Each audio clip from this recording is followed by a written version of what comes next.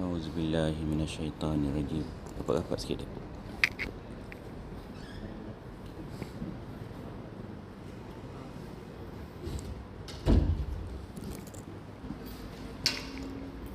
Nahmadu wa nusalli ala rasulil karim. Amma ba'du. Rabbi syrah li sadri wa yassir li amri wahlul 'uqdatan min lisani yafqahu qawli. Allahumma alhimna ma rasyida umurina wa min sayyiati a'malina. Man yahdihillah fala mudhillalah wa man yudlilhu fala hadiyalah. Jadi pertama-tama kita syukur kepada Allah. Kita bila bangun daripada tidur kan, kita baca satu doa, alhamdulillahillazi ahyana ba'dama amatana wa ilaihi nusyur. Siapa ada baca doa ni tadi? Ada baca tak? Alhamdulillahillazi ahyana ba'dama amatana wa ilaihi nusyur. Jadi kita telah syukur kepada Allah. Alhamdulillahillazi ahyana, yang telah bangkitkan kita kembali, ba'dama amatana wa ilaihi nusyur, kan, daripada mati yang sementara.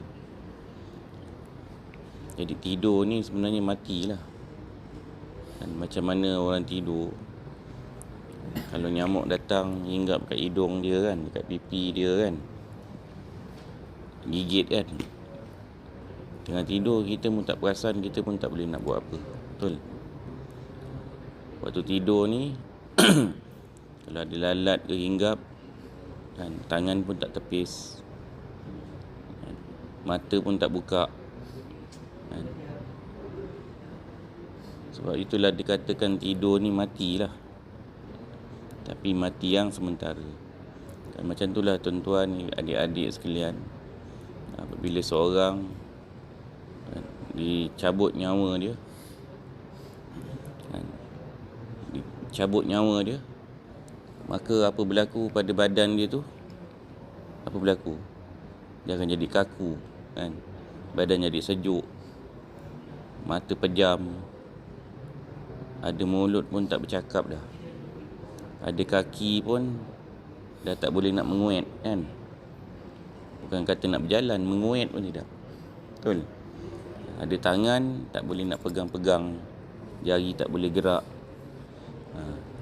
Jadi semuanya jasad dia tu akan menjadi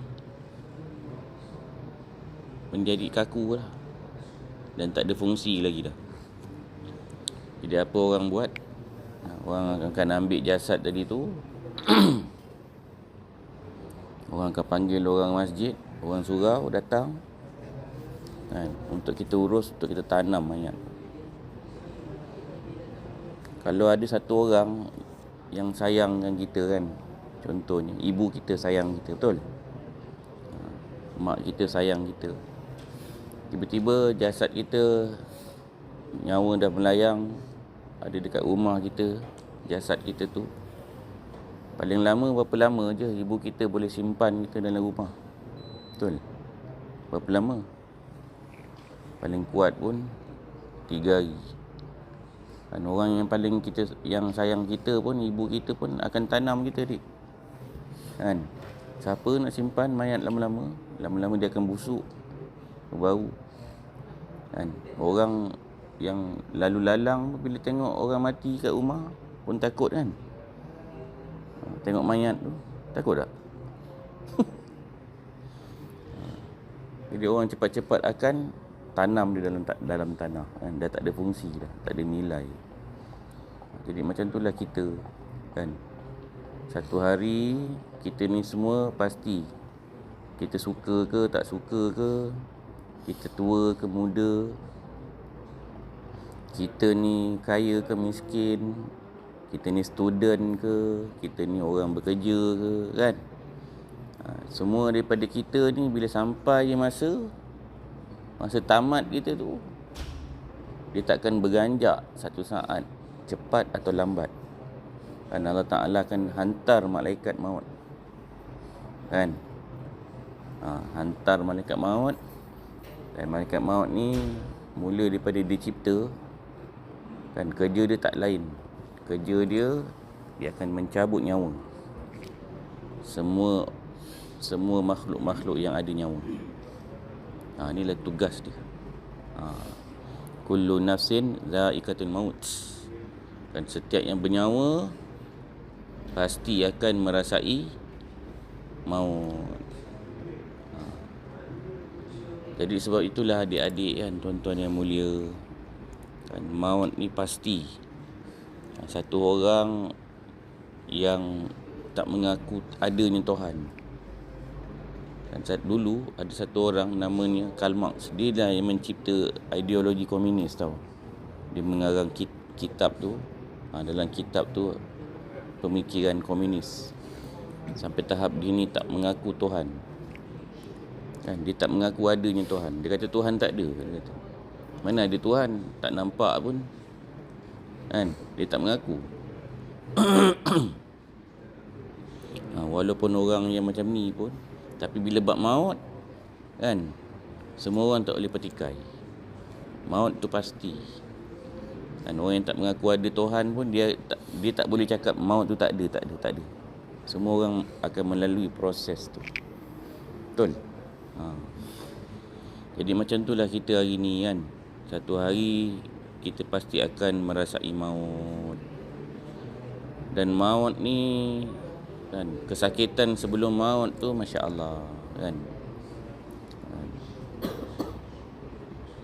Semua penyakit ada ubat je.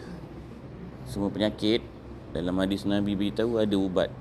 Kecualilah maut, mati. Orang kena COVID, ada ubat. Apa ubat dia? Vaksin. Kan? Orang kena demam kuning kan? Ada ubat juga. Orang kena sesama batuk, ada ubat.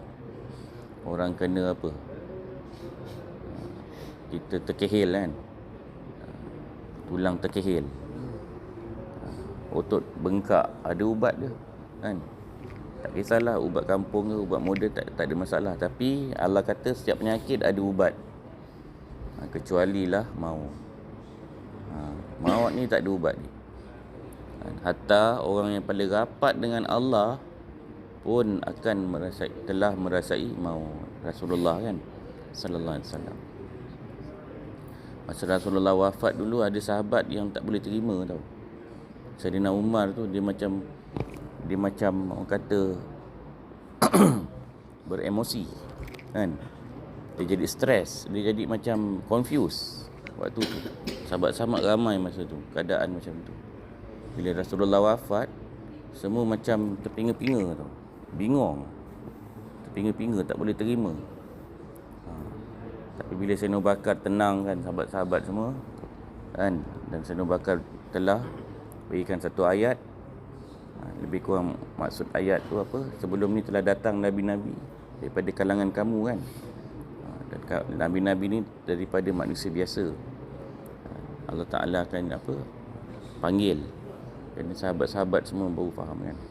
Jadi Rasulullah, satu orang yang paling rapat dengan Allah pun merasai maut juga, mati. Sebab tu hari ni maut tu satu hal, satu lagi ada yang kita nak kena fikir ni, macam mana persiapan kita untuk nak menghadapi maut tu macam mana. Jadi sebab itulah hari ni, pagi ni yang kita nak duduk fikir, risau kan, macam mana kesudahan kita besok. Dan maut ni dia boleh datang bila-bila dik. Waktu kita duduk macam ni pun, kita boleh tiba-tiba malaikat maut datang cabut nyawa kita kan. Banyak kita tengok orang yang mati mengejut sekarang kan, badan sihat, tak ada penyakit, umur pun muda lagi kan. Tiba-tiba sedar-sedar dia dah tak ada dah dekat surau kan. Malam tadi dah meninggal rupanya. Ada tak orang macam ni? Ada kan. Macam dulu kita punya kawan yang orang surau ni kena langgar kereta. Dia tengah jaga malam-malam kan, kerja dia jaga lalu lintas tu. Kalau kereta lalu, dia disuruh kereta tu pergi ke sebelah sana kan. Kenal kan siapa tu? Adik si Naim tu. Kerja dia tunjukkan jalan ke tepi kan. Sini ada construction. Ke tepi. Dalam satu kereta India mabuk, pergi langgar dia. Usia muda je lagi. Kan? Tapi bila dah sampai ajal, dia terus tinggalkan alam. Jadi itulah kita nak duduk fikir, renung. Dan kalau kita ni sekarang meninggal, macam mana kesudahan kita? Agaknya macam mana kehidupan kita dekat kubur, mahsyar, titian sirat. Kan? Sebab kita ni dekat dunia ni sementara je. 60 tahun, 70 tahun tu umur purata. Tapi maut tu kita tak tahu bila. Sebab tu sahabat-sahabat orang dulu-dulu, dia orang kalau berjalan, langkah kaki kanan ni, kaki yang langkah seterusnya dia pun tak yakin lagi. Dia masih rasa bimbang lagi, takut-takut maut datang. Kan?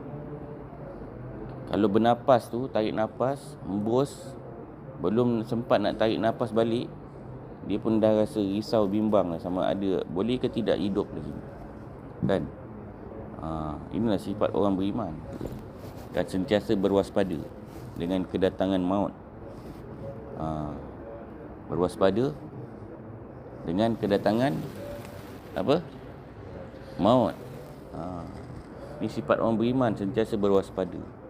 Sebab tu kita kena sentiasa, orang kata, berhati-hatilah. Kan?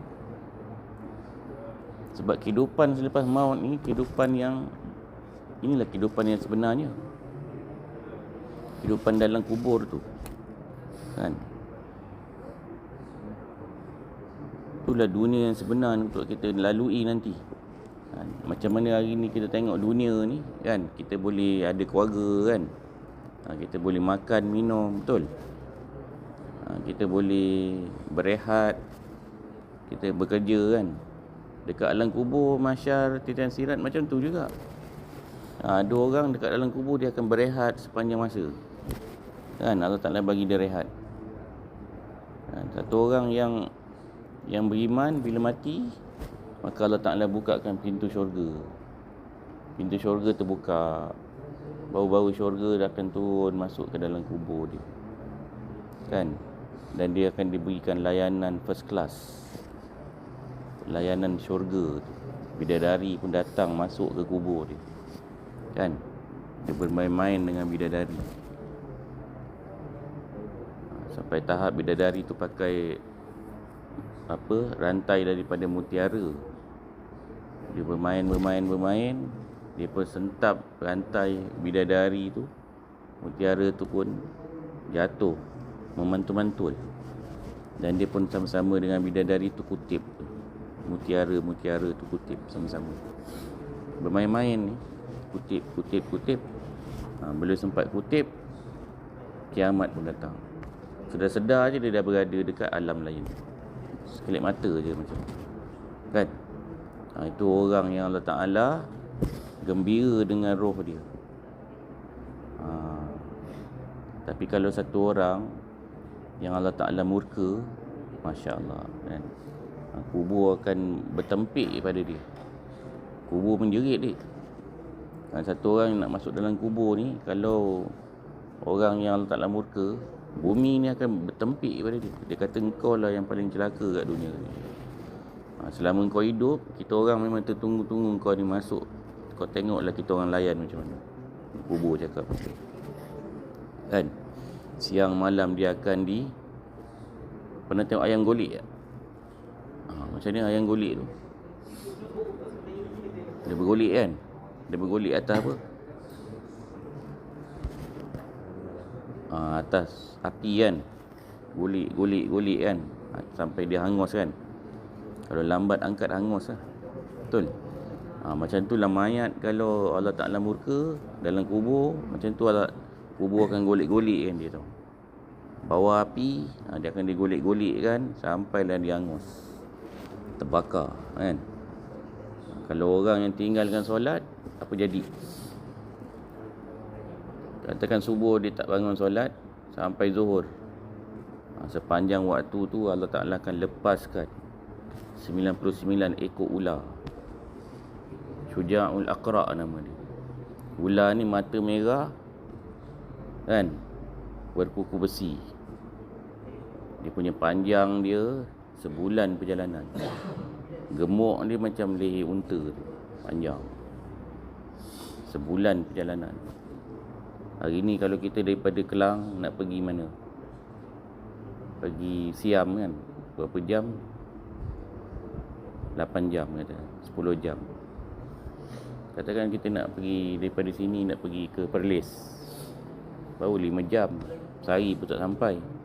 Tapi kalau kita berjalan sebulan, sampai mana? Naik kereta sebulan, mana sampai tu? Macam tu lah panjang ular tu kan. Besar tak ular? Besar. Sekali dia buka mulut dia, keluar api. Ular ni yang akan patuk kita kalau orang yang tinggalkan solat. Na'udzubillah, minta berlindung dengan Allah. Dia akan sengat kita. Bisa dia tu kalau terpercik dekat bumi ni setitis je. Bisa ular tu setitis je terpercik dekat dunia ni, dan saya tak ada satu hidupan pun yang boleh hidup. Dia punya bisa dia tu setitis je terpercik kan. Bayangkan kalau mayat tadi tu dia kena patuk daripada mula dia masuk kubur tu sampai kiamat, berapa lama tu kan. Sebab tu mayat tu menjerit. Sebab tu Nabi beritahu, kalaulah dia pernah lalu, sekali Nabi SAW pernah lalu, sahabat-sahabat berkumpul dan sahabat-sahabat tengah ketawa kan. Tengah ketawa, dia bergurau-gurau, dia ketawa. Jadi Nabi SAW beritahu, kalau kamu tahu apa yang berlaku dalam alam kubur, nescaya kamu akan banyak menangis kan. Sebab tu haiwan-haiwan kan, bila lalu kat kubur, dia boleh dengar tau orang kubur ni bertempik, sakit, menjerit-jerit dekat dalam. Sebab apa? Kena bakar. Jadi macam ayam golek tadi kan. Lepas tu ular lagi patuk dia. Yang patuk, ular yang patuk tu bukannya seekor. Allah Ta'ala beritahu dalam hadis 99 ekor ular. Dia patuk siang dan malam. Patuk. Dan kubur bukan setakat macam tu dek. Nanti kubur tu akan hempit kita. Punya rapat hempit tu, Nabi SAW tunjuk dia punya tulang dada ni akan jadi macam ni. Tulang ni kan, dia terhimpit jadi macam ni. Nabi tunjuk tangan dia macam ni. Bumi tu akan hempit. Ngeri tak? Sebab tu hari-hari kita kena selalu ingat maut. Dan Nabi kata ada 2 cara untuk kita suci, bersihkan hati. Satu, baca Quran. Satu lagi, kena banyak ingat maut. Bila kita ingat maut, mula kita punya panjang angan-angan kita akan terputus kan. Hari ni kita, masalah kita bukannya apa. Syaitan datang, dia akan tipu kita. Dia kata maut tu belum lagi, lambat lagi, kau muda lagi kan. Sakit pun tidak, mati lambat lagi. Enjoy dulu kan. Time azan solat, Iblis datang, dia cakap waktu panjang lagi, baru pukul 6, 6.30 subuh ada lagi kan. Ada lagi subuh 6.30 ada kan. Selalu tak dibisik kita macam tu, selalu.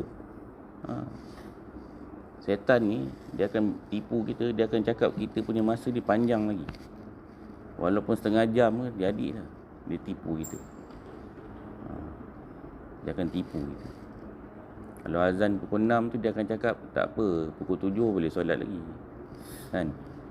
Kalau nak pukul 7 nak semayang kan, tak apalah, kau muda lagi, nanti bayar lah kadak. Zuhur kan boleh semayang subuh. Semayang subuh waktu zuhur. Ada tak buat macam tu? Ke kita tak bayar-bayar lah? Setan lagi pandai tipu. Dia tengok, dia test kita. Dia tipu setengah jam. Patutnya azan pukul 6. Patutnya pukul 6 kita dah solat. Dia tipu, dia test kita. Tengok, aku nak tipu dia lah supaya dia ni solat pukul 6.30. Tengok, ya, berjaya kan. Dia berjaya tipu kita.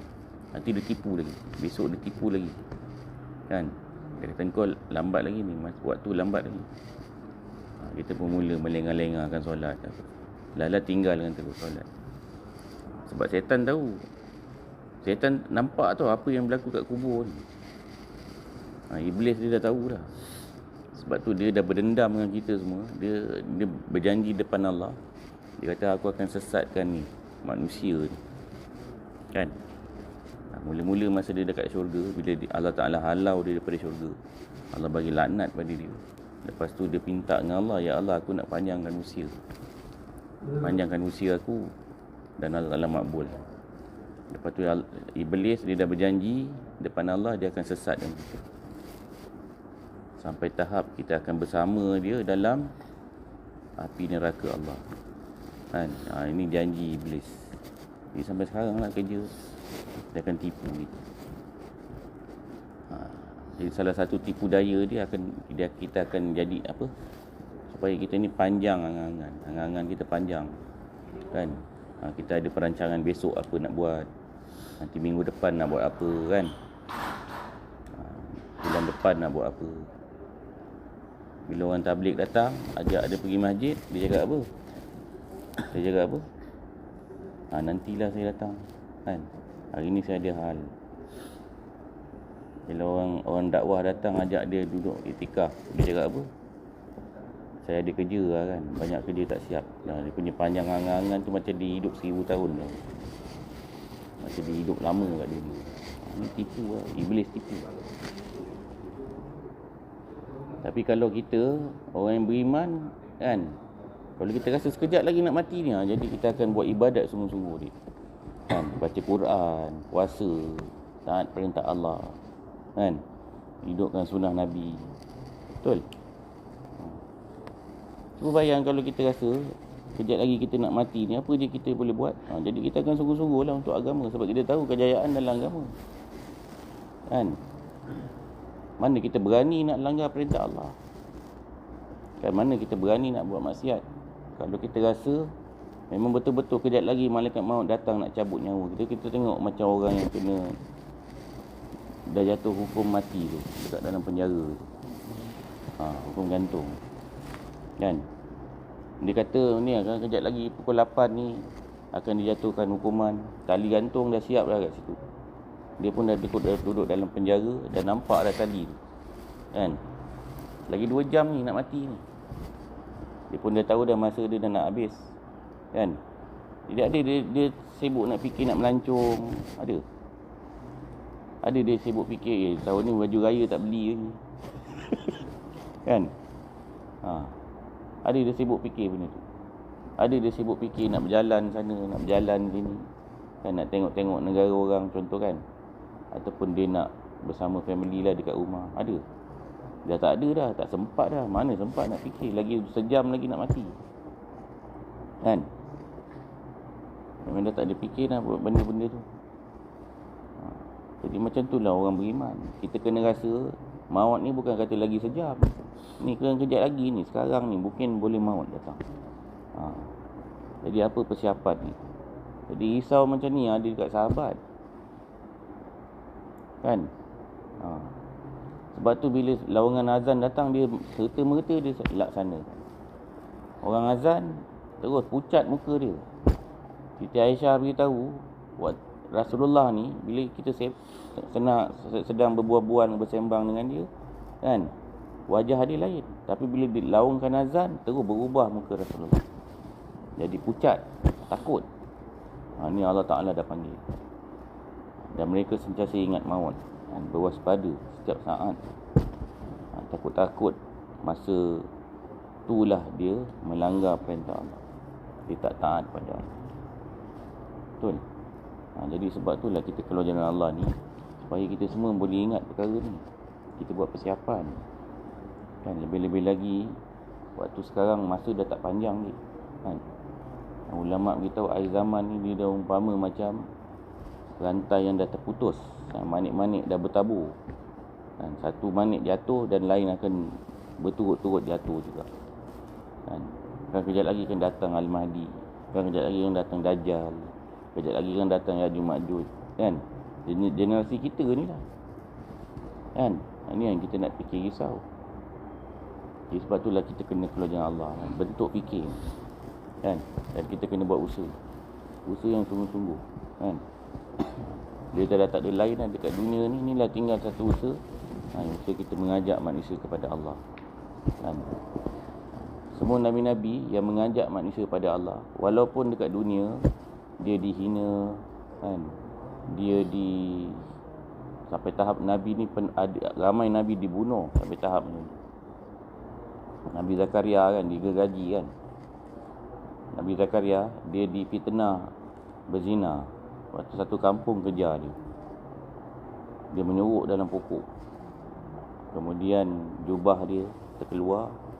Syaitan pun menyerupa jadi manusia, jadi orang kampung. Syaitan kata, aku nampak tu jubah Nabi Zakaria terkeluar daripada pokok, mesti dia ada dalam ni. Jadi orang kampung pun ambil gergaji besar, gergaji kan pokok tu kan. Sampai tahap Nabi Zakaria mati dibunuh. Macam tu juga kisah siapa? Nabi Yahya. Dipancung kepala dia. Dalam Yasin tu 3 orang rasul datang kat satu kampung, 3-3 dibunuh.